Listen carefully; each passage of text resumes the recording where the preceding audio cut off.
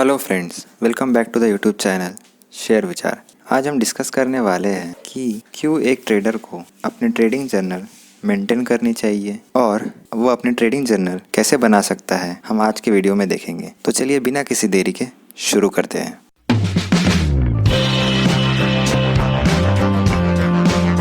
अगर हम इम्पोर्टेंस की बात करें कि क्यों एक ट्रेडर को ट्रेडिंग जर्नल बनाना चाहिए, तो सबसे पहले बहुत सारे लोग स्टॉक मार्केट में बुक्स पढ़ के या क्लासेस लगा के नॉलेज तो गेन कर लेते हैं, बट जब उस नॉलेज को एग्जीक्यूट करने की बात आती है तो बहुत मुश्किल हो जाती है। सब स्टॉक मार्केट में पैसे कमाने आते हैं, बट बहुत सारे लोग पैसे गंवाते ही हैं क्योंकि वो लोग प्रैक्टिकल डिसीजन लेना बंद कर देते हैं। उनका डिसीजन होता है वो इमोशनल हो जाता है, वो लोग लॉसेस देख नहीं पाते और प्रैक्टिकल डिसीजंस ले नहीं पाते। तो आपको ट्रेडिंग जर्नल मेंटेन करके प्रैक्टिकल डिसीजंस लेना है। आपको ट्रेडिंग जर्नल जो चीज बता रही है उसके हिसाब से अपने ट्रेड्स को एग्जीक्यूट करना है। तो एक ट्रेडर को इमोशनल डिसीजन बीच में नहीं आना चाहिए और प्रैक्टिकल डिसीजंस पे ही फॉलो करना चाहिए, इसलिए ट्रेडिंग जर्नल बनाना बहुत इंपॉर्टेंट है। अगर ट्रेडिंग जर्नल के हिसाब से आपको लॉस बुक कर देना है क्योंकि आपकी रिस्क कैपेसिटी उतनी ही थी, तो आपको उस स्टॉक से एग्जिट कर लेना है। और अगर आपका टारगेट अचीव हो गया है तो आप और प्रॉफिट के चक्कर में नहीं जाके जितना आपका टारगेट प्राइस था वहाँ पे एग्जिट कर लीजिए। तो ये सारे डिसीजंस आप ट्रेडिंग जर्नल बना के काफ़ी इजीली ले सकते हो। ट्रेडिंग जर्नल आप एक एक्सेल शीट में बना सकते हो जहाँ पे सबसे पहला कॉलम आपका डेट रहेगा कि आप उस स्टॉक में कौन से डेट को एंट्री ले रहे हो। उसके बाद आ जाएगा स्टॉक नेम कि आप कौन से स्टॉक पे ट्रेड ले रहे हो। अगर समझ लो रिलायंस है तो रिलायंस, HDFC बैंक है तो HDFC बैंक। उसके बाद आप कौन से चार्ट के टाइम फ्रेम के हिसाब से एंट्री ली है। आपने आवरली चार्ट देखा है, आवरली चार्ट देख के एंट्री ली है, या डेली चार्ट देख के एंट्री ली है, या वीकली चार्ट देख के एंट्री ली है, या मंथली।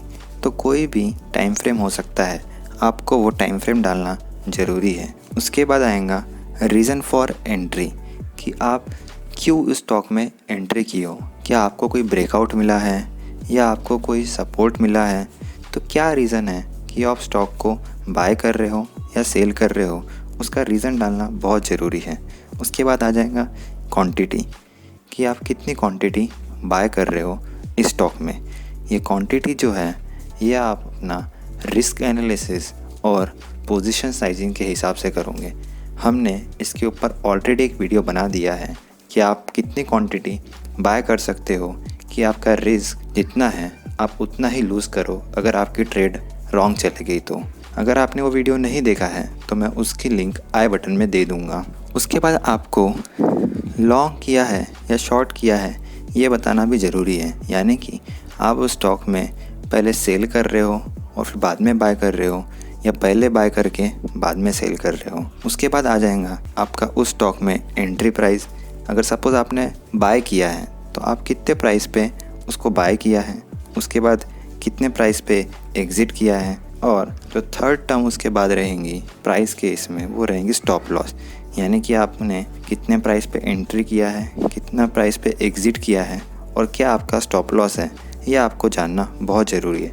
ये सारी चीज़ें ट्रेड लेने के पहले ही डिसाइड रहनी चाहिए। उसके बाद आ जाएगा रिस्क कि आपकी इनिशियल रिस्क कितनी है, ये आपको कैलकुलेट करना है। तो आप एंट्री प्राइस और स्टॉप लॉस के बीच में डिफरेंस कैलकुलेट करके कर सकते हैं। सपोज़ अगर आपने 100 रुपीज़ पे स्टॉक प्राइस को बाय किया है और 90 आपका स्टॉप लॉस है, तो आपका एक स्टॉक पे 10 रुपीज़ रिस्क आ जाएगा। और अगर सपोज़ आपने 100 क्वांटिटी बाय किए है तो आपकी टोटल रिस्क हो जाएंगी 1000 रुपीज़।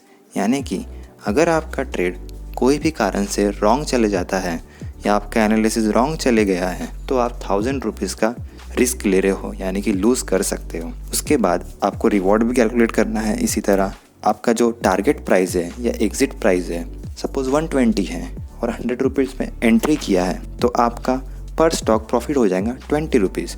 और सेम आपने 100 क्वांटिटी बाय की है तो आपका जो रिवॉर्ड हो जाएगा टोटल वो हो जाएगा 100 × 20 दैट इज़ 2000 रुपीज़। तो आपका रिवॉर्ड हो गया है 2000 रुपीज़। आपको नेक्स्ट कॉलम में रिस्क टू रिवॉर्ड रेशियो लिखना भी बहुत ज़रूरी है। रिस्क टू रिवॉर्ड रेशियो हमेशा हमारे फेवर में होना चाहिए, यानी कि रिस्क कम और रिवॉर्ड ज़्यादा। स्टार्टिंग में अगर आप स्टॉक मार्केट में नए हो तो आपको हायर रिवॉर्ड्स और कम रिस्क वाले ही ट्रेड लेना चाहिए, हमेशा कोशिश कीजिए कि आप 1:2 के रेशियो में ही जाए, यानी कि आपका रिस्क 1 रुपीज़ का रहे और रिवॉर्ड 2 रुपीज़ का रहे।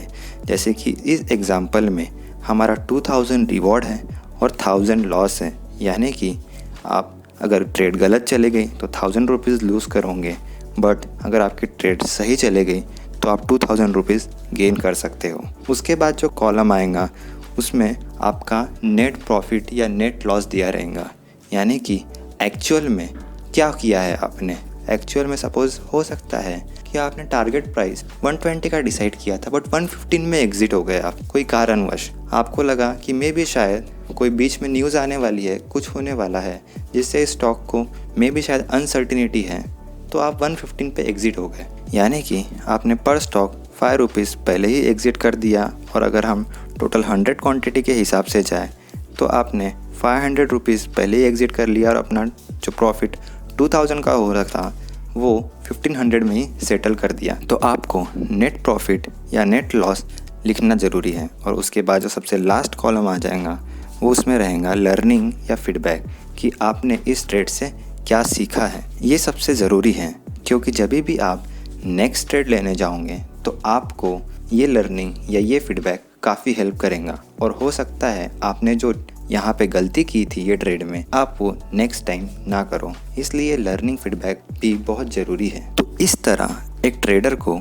अपने ट्रेडिंग जर्नल मेंटेन करनी चाहिए। अगर आप स्क्रीनशॉट पे देख सकते हैं कि एक ट्रेडर की ट्रेडिंग जर्नल कैसी दिखती है। आपको इसी तरह अपनी ट्रेडिंग जर्नल को मेंटेन करना है, फॉलो करना है। स्टॉक मार्केट में ये भी बोला जाता है कि एक ट्रेडर बुक नहीं पढ़ा है तो चलेगा, बट ट्रेडिंग जर्नल मेंटेन करना बहुत ज़रूरी है। उम्मीद करता हूँ कि आप अगर स्टॉक मार्केट में नए हों तो आपको ये वीडियो ने काफ़ी हेल्प किया होगा और आप अपने स्टॉक मार्केट जर्नी में ट्रेडिंग जर्नल ज़रूर मेंटेन करोगे, या इन्वेस्टिंग जर्नल भी बोल सकते हो। अगर आप स्टॉक मार्केट में इन्वेस्ट कर रहे हो तो भी आपको जर्नल मेंटेन करना ज़रूरी है। यह आपको आपके नेक्स्ट ट्रेड या नेक्स्ट इन्वेस्टमेंट में काफ़ी हेल्प करेगा। अगर आपको वीडियो से रिलेटेड कोई भी डाउट है कि ट्रेडिंग जर्नल कैसे मेंटेन करनी है तो आप हमें कमेंट सेक्शन में पूछ सकते हैं। इसके अलावा अगर आप चैनल पे नए हो तो चैनल को सब्सक्राइब कर दीजिए और वीडियो को लाइक करना ना भूलिए। तो मिलते हैं नेक्स्ट वीडियो में। Peace out.